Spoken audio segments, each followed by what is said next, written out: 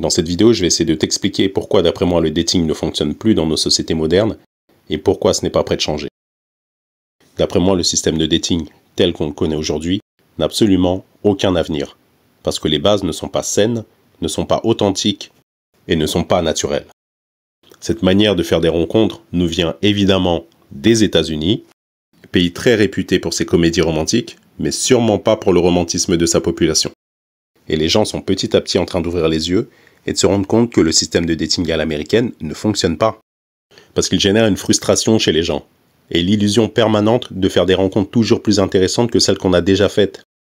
Ce qui ne pousse pas les gens à vouloir réellement s'investir dans une relation, ni à se connaître, mais plutôt à garder leurs options ouvertes et rester sur le marché indéfiniment. Et d'après moi, la raison principale de l'échec de ce mode de rencontre est avant tout générationnelle. Il y a une trentaine d'années, les dates existaient déjà, mais les mentalités étaient très différentes. Avant, on avait un date avec la voisine ou la camarade de classe, au pire avec une personne qu'on avait déjà abordée dans la rue. On savait un minimum à quoi s'attendre avant de rencontrer la personne. Aujourd'hui, le dating tel qu'il est, c'est la roulette russe. Parce que tu as toujours cette appréhension de te dire que la personne ne ressemblera pas à ses photos. Ce qui était bien à l'époque, c'est qu'il n'y avait pas de photos. Et encore moins des photos retouchées. L'appareil photo, c'était tes yeux, et les photos, c'était ta mémoire visuelle. Point barre. Et la grosse différence avec cette génération, c'est que les nanas ne parlaient pas avec 50 mecs en même temps. Bon, après, les timbres, ça a toujours existé. Mais même elles avaient moins d'options que certaines nanas éclatées d'aujourd'hui. À l'époque, il y avait une certaine humanité, et même chez les timbres. Et les gens prenaient encore le temps de se connaître, pas juste de s'essayer comme aujourd'hui. Parce qu'aujourd'hui, les dates sont devenues tellement superficielles que les gens ne cherchent même plus à connaître les valeurs des personnes qu'elles ont en face. Et ça donne des gens qui ne se connaissent même pas, et qui sont ensemble pour les mauvaises raisons, dont le sexe et l'argent. Et avec une manière d'aborder les relations aussi éclatée, comment les relations pourraient durer? Avant, l'homme et la femme étaient complémentaires. Aujourd'hui, ils sont en guerre. Et c'est une guerre d'ego. Et je le dis et je le répète, pour moi, c'est la femme qui a détruit l'équilibre qu'il y avait avant dans le couple. Parce qu'elle a trop facilement cédé aux sirènes du féminisme, de la parité, de l'égalité et de la femme forte et indépendante, qui n'étaient en fait que des pièges tendus par le système pour détruire la cellule familiale. Et je pense qu'on a suffisamment de recul aujourd'hui pour s'apercevoir de tous les dégâts que le féminisme a créés dans les couples.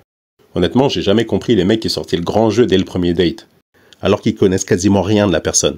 Faire connaissance avec une personne devrait être simple et naturel. Pas besoin d'un restaurant chic dès le premier date. Le premier date, c'est un café ou un verre, puis une petite balade tranquille, en discutant et en profitant du beau temps. Simple, efficace et pas cher. Parce que tout ce qui n'est pas simple et naturel dès le début n'a aucune chance de durer. Et l'autre raison pour laquelle je pense que le dating est mort, c'est parce que l'aspect virtuel et la technologie ont pris beaucoup trop de place dans les relations.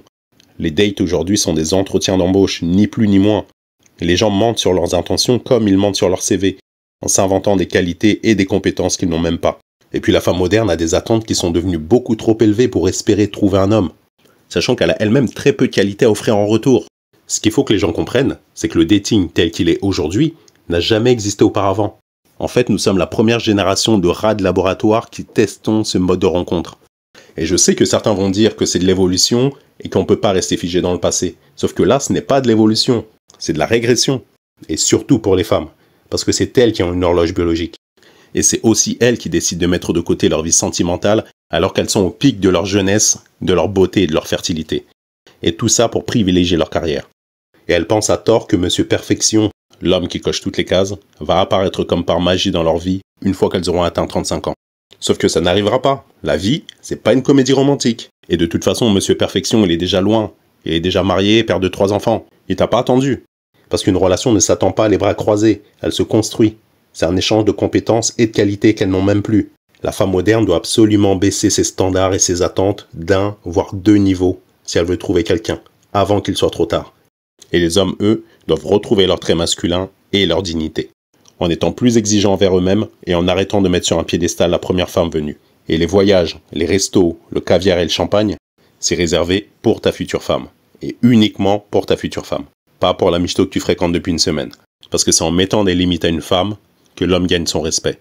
Et crois-moi, le dating moderne n'est qu'un jeu et un cirque, où seuls les gens désespérés, les clowns et les narcissiques acceptent de jouer. Alors merci d'avoir regardé cette vidéo.